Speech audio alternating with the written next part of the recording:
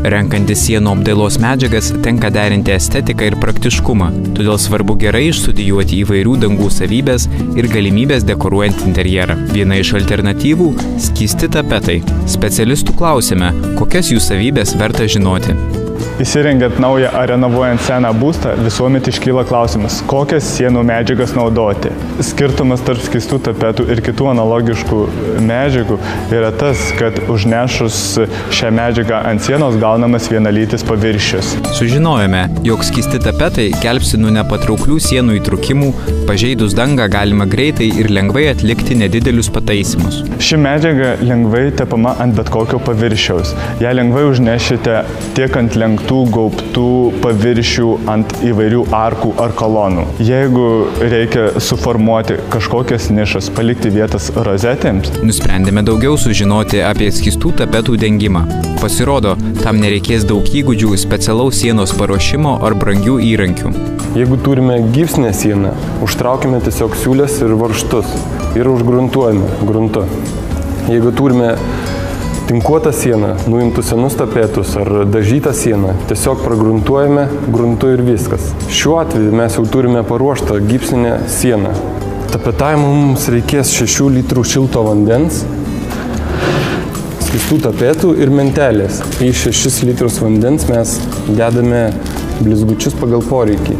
Šiek tiek blizgučius pramaišome ir dedame skystus tapetus. Labai svarbu visą masę gerai išmaišyti, kad pilnai išbrinktų visos tapetuose esančios detalės. Maišome tol, kol tampa masė tokia lipšni. Išmaišytą masę dedame atgal į tą patį maišą.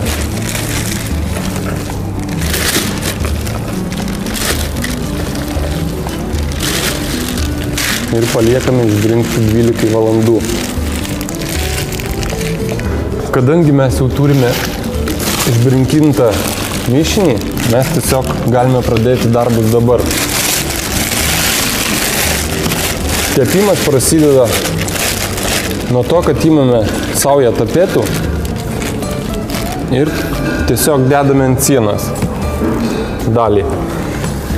Ir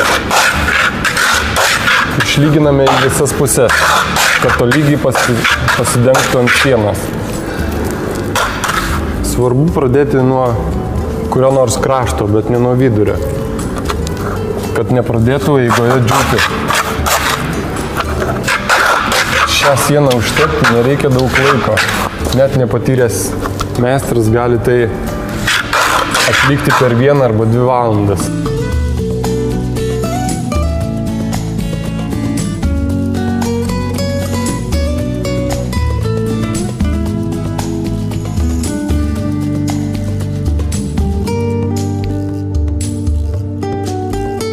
Praėjus 2 valandoms po užtepimo, sieną reikia pralyginti šlapia mentele. Pabaigus sieną lyginti, paliekame ją džiūti 1 arba 2 paroms, priklausomai nuo kambario drėgnumo.